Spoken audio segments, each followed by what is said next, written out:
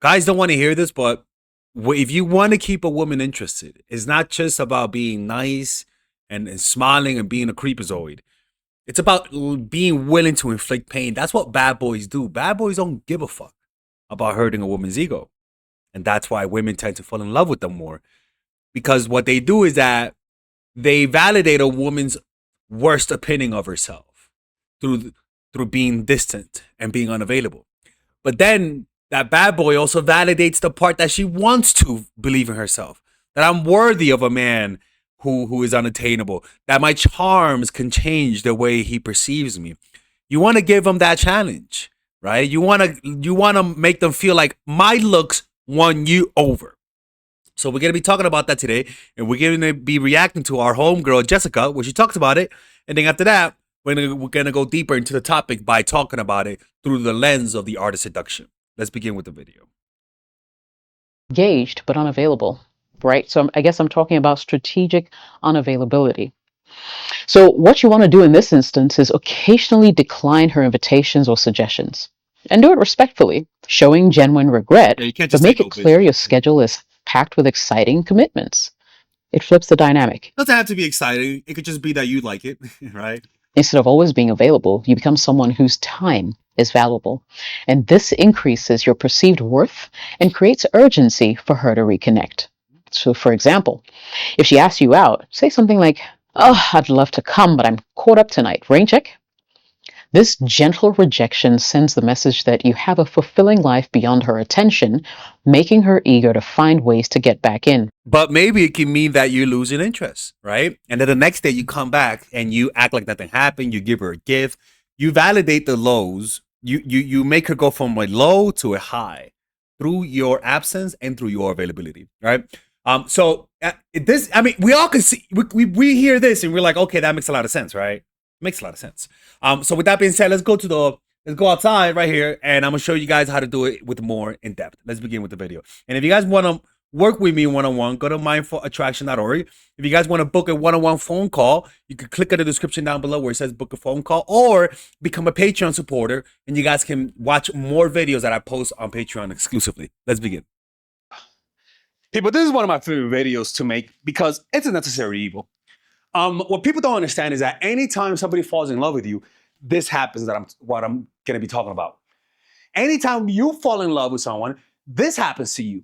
The problem is that we're just not aware of it. We're only looking at the happy, creepy emotions of feeling loved, of feeling appreciated, but we never notice, what did you feel before that?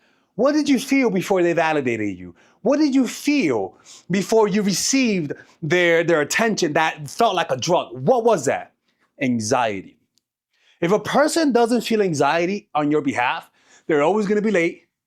They're never gonna look their best. They're gonna stop working out. They're gonna take you for granted. So you gotta create anxiety. And if they don't feel it, get the fuck away or continue watching this video. Because I'm gonna show you how to instill anxiety on any person that you meet. If you're able to instill anxiety in them, you're able to hook them. Hook, line, and sinker.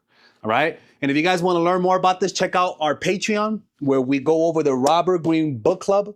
This is going to be chapter 5 on stirring up anxiety and discontent, right? We go over his whole book, and we're going to be reading it church style. All right? So get ready, congregation, because Father Alex is I do this to look taller. There you go. He's about to drop some shit. All right? Now look, if you guys want to work with me one-on-one, go to mindfulattraction.org. It says this: a perfectly satisfied person cannot be seduced. Tension and disharmony must be instilled in your target's mind, right? And that tension can be done in many ways. But you know what destroys tension? Consistency, not letting them work for your validation, being an open book. And that usually happens out of desperation. This breaking this rule usually only happens out of desperation. When you can't control your emotions, which means when you have low self-esteem. Remember, high self-esteem is someone whose emotions are always being regulated to an equilibrium. Meaning you feel down, your self-esteem will lift you up. You get too high, your healthy self-esteem will bring you down, right? And so what you want to do is control that. You want them to lose control of that part of their brain. And then but guess what? That's what happens when you love someone. You become dependent on their validation, right? I mean, think about it. That's true. You develop healthy self-esteem through trusting the right person. That's the thing, right? The problem is that too many people they're just horrible at choosing character. Stir within them feeling of discontent, right? Unhappiness with their circumstance and themselves. Think about it. Usually, when you're the most depressed, is when you're at the risk of meeting a toxic motherfucker. Right? You're at the risk of getting played when you're the most depressed, when you're in an emotional state. Their life lacks adventure. They have strayed from the ideals of their youth. They have become boring. The feeling of inadequacy that you can create will give you space to insinuate yourself, to make them see you as the answer to their problems. Pain and anxiety are the precursors to pleasure. Learn to manufacture the need that you can fulfill. For example, let me give you an example. Remember that scene with Will Smith when he acted like he rescued the woman's dog, right? What did he do there? He orchestrated a moment where she felt fucking afraid. I mean, first of all, psychopathic, right? Where he made the woman assume that her little poodle was about to go 9-9, right? What is that? Fear, right? Afraid. All of those negative emotions, anxiety. And what did he do? He put himself on the floor and acted like he rescued that dog, that manipulator. And what did he look like? He to make you as the answer to their problem. He immediately made her go from anxiety to happiness, controlling self-esteem. When you're able to bring someone from the low all the way to the high, they get hooked on you, like hooked on phonics. It's really that simple. Yeah, create lows so that then you could create higher highs. That's how that works with drugs, right? If you do drugs, the only way for you to feel a high from a drug is for your brain to create a gaping hole as twice as deep as the high you feel. You can't, that's why when you seek pleasure, what you don't notice, you're digging in two directions. When you're seeking pleasure to find happiness, what happens is that you feel the pleasure, but you're also creating lower lows of unhappiness. That's why you should always seek that middle path. And that's why I tell you guys, meditate. Go to a meditation retreat. Vipassana, Dharma.org. It's pretty free. Let's read this. Let's read this story, right? It's actually really interesting. Of this guy who seduced people, and women in particular, through criticizing them, making them feel bad about themselves, and then validating them. And he wasn't an attractive person, but that strategy was so powerful that it allowed him to hook up with women that was above his league. Look, the number of women and of men, I guess he was gay, who fell under blank blank's spell is astonishing given how unpleasant he could be. In almost every case, the relationship began in a friendship. Father Alex, you're running away. My fault. In a friendship, right? So he starts out in the friend zone. This is why I tell people, it's okay to start us as friends, all right? It's actually better. Then, invariably, he will suddenly turn against them, voicing harsh personal criticism, right? Almost like saying, yo, man, like, you're always late, dude. What the fuck, right? Or, yo, man, like, why do you always, I'm trying to think of a criticism. I'm not much of a critic. I remember one time a girl told me, I don't like your personality. And I was like, what do you mean? But then she blocked me. And I'm like, well, that stayed with me. That criticism stayed with me. And I can promise you, if she would have validated me, she would have gotten me. But guess what? I was unhappy during that time. I'm still unhappy, but not as much, right? I was really depressed. And because of my depression, which like the book says, make sure they're unhappy, right? Or create the unhappiness. And then once you criticize, then the next day, act like nothing happened or validate them. It hooks people. But remember, this is a little traumatic, right? And it could be a little traumatic. So they might slash your tires. He would know them well by that time when he criticized them. And the criticism, let's go over here so you guys can read. And the criticism was often quite accurate and it hit a nerve, right? It's like somebody says, that's why your channel's dying because you don't know how to shave. Like, damn, that hit a nerve. right? Or even like that. If somebody says, "Yeah, Father Alex, that's why your channel's dying," and I'm like, "All right, man." Then the next day you come back, "Hey, Father Alex, you know what? I am so sorry. You know what? Fuck that. I don't think I could get over that part. Like, you know what I'm saying? I don't think I could get over that. Fuck that. I'm like, get the fuck out of here. Turn around and get the fuck out of here, man. Um, but the criticism hurts the feelings, and then you reconciliate, and like always, it's like makeup sex, all right? It always increases the emotions you felt for them. This would invariably trigger confusion in his victims, right? And that's the beauty, because they don't know what the fuck is going on. And this is why people fall in love with their bosses a lot. Um, Then, okay, so they would say, in almost every case, the relationship began in a friendship, with frank talks, exchanges of confidence, a spiritual bond, a YouTube channel, right? Then inevitably, he will suddenly turn against them, voicing harsh personal criticism. What an asshole. He would know them well by then, but by that time, he would know them well by that time, and the criticism were often quite accurate and hit a nerve.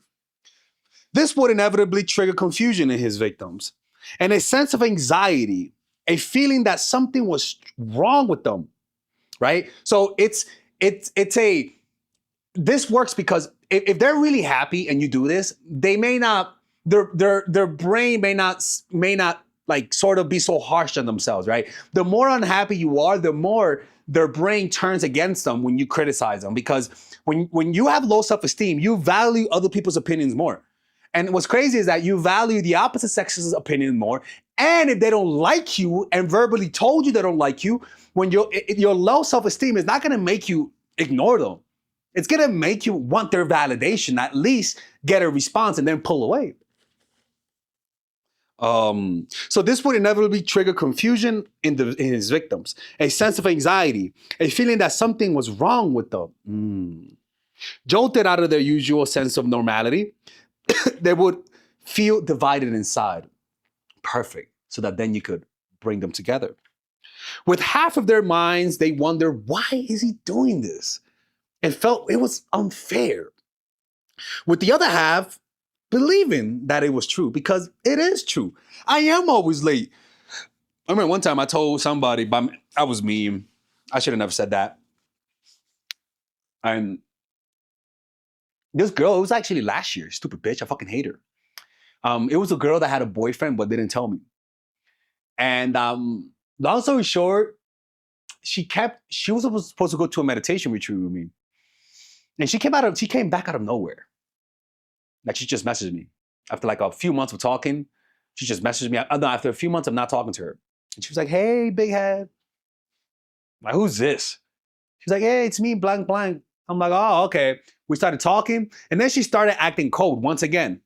Like, because she would block me, so stupid. And I was like, "Yo, that's why you never could go to those retreats, man. You say you want to do shit, but you never back it off. That's why you'll never do anything in life." Like, she was like, "No, that is unfair. That is an unfair thing to say." Right? And then a few hours went by and I felt bad. And I was like, "Look, my apologies. I'm sorry. I was wrong." And the truth is, I was wrong. I should never bring that up.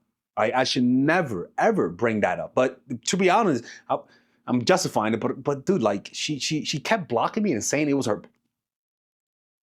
my fault for dealing with that shit. But it was also my fault for getting to the point of me telling her that. But then after that, she wanted to see me. Like, after that, the next day, she was like, "Hey, I'm free tomorrow." And then I couldn't meet up. She was like, "Okay, how about the next day?" I'm like, "Oh, sorry, now you want to see me, motherfucker, after I criticize your goofy ass?" Right? That's the crazy thing. That's why I tell you, this is more of an encouragement to be honest with people. Because when you inflict pain and then you validate them, right? So let's read this, man. Because actually, I'm getting ahead of myself. Then in those moments of self-doubt, they would get a letter or a visit from him in which he was his old self. Oh, that's harsh. That hurts. That fucking hurts. Now they saw him differently. Now they were weak and vulnerable, in need of something, and he was seen strong. Now he drew them to him, feelings of friendship turning to affection, and desire. Once they felt uncertain about themselves, they were susceptible to falling in love. Ooh, let's go outside, people. This is crazy. And you can see how this is why sometimes people this explains why sometimes people fall in love, right? And you don't know why. Most likely, they fell in love because you criticized their goofy ass. You put them in their place, right? Let me know what you guys think. Do you guys want me to talk outside or inside? I mean, I don't mind, to be honest with you. But, since the channel is going through some things, I gotta listen to you guys more because you guys have my faith in mind, right? Let's see if I can put this right. There you go. Okay. So yeah, let's keep reading. Now they saw him differently, right? Now you see them differently. That's the key, to change their perception, attack their ego with fair criticism, and then take them back like nothing happened, right? And when you do that, when they see you differently because they're seeing you from a place of low self-esteem, right? They're seeing you from a place of low self-esteem. And that automatically changes how they perceive you. That's just an automatic thing. So rather than trying to be cool, trying to be interesting, trying to be accommodating, inflict some pain, right? Inflict some pain. That works 10 times more than just being happy. Oh my God, Father Alice is about to tell us an evil story. Well, I have a story of followers who are not. There you go. Okay. Okay, so yeah, let's keep reading. You guys can see everything, right? All right. So now he drew them to him, feelings of friendship turning into affection and desire. Once they felt uncertain about themselves, they were susceptible to falling in love. And that's the key. Make them uncertain about themselves, right?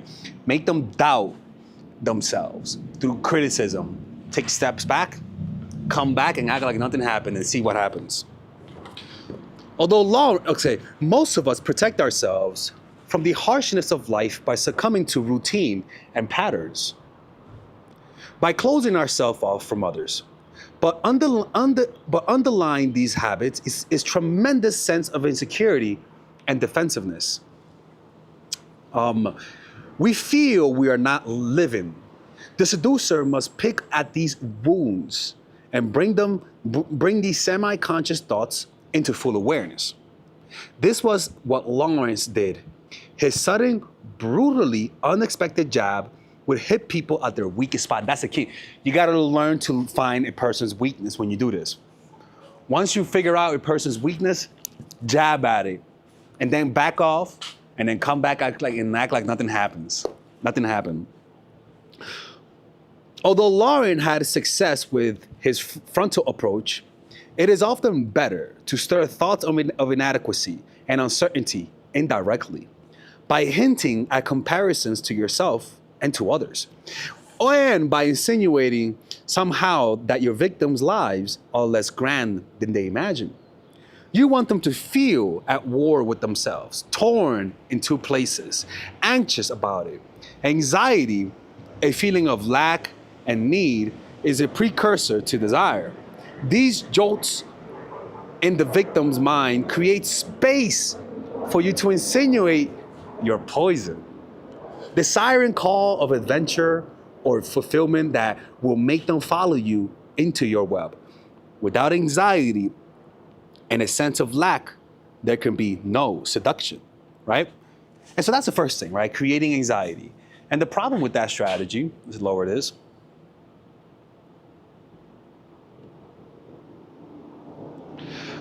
The problem with that strategy is that it is manipulative, right? You are inflicting pain, and it does hurt. But you know what? Who gives a fuck, right? Because at the end of the day, what you're giving them is a pleasurable experience. Like people have no idea how pleasurable this is. when you find someone who could do this, as long as you have the intentions of actually going out with them, this fucking works. All right, let's continue. All right, guys, we're going to have a brief intermission so that I could tell you guys about our new bundle that we're doing where you guys can purchase all of my courses and get it at a discount. So this bundle is pretty much the bundle where you could just buy all of my courses. You could buy Nice Guy, which is a training course on how to come across more assertive, how to come across more confident, how to not give off nice guy vibes. You guys can get access to Dark Game, which is my folk dating course on how to meet women in different scenarios, how to attract women, how to make sure you don't come across as creepy, and essentially how to act like a man and not act like a doofus, to be quite honest with you. And you get all of these bonuses, which is the bonuses of Dark Game, the bonuses of Practical Mastery, which is about how to master a skill, Social Mastery, which is how to master your social life, and the Laws of Human Nature, which is a book club videos that I had dissecting Robert Greene's book. All of this is naturally at around naturally is at $346, but you guys can purchase this bundle and get it at what's the price again? Get it at $238 pretty much. So you guys can purchase it right now. It's a money back 30-day money back guarantee. It's a good way to, rather than just buying them individually and paying extra, you guys can just purchase everything at a discount price. Now, the only thing I don't like is the fact that I'm giving you a lot of information at the same time.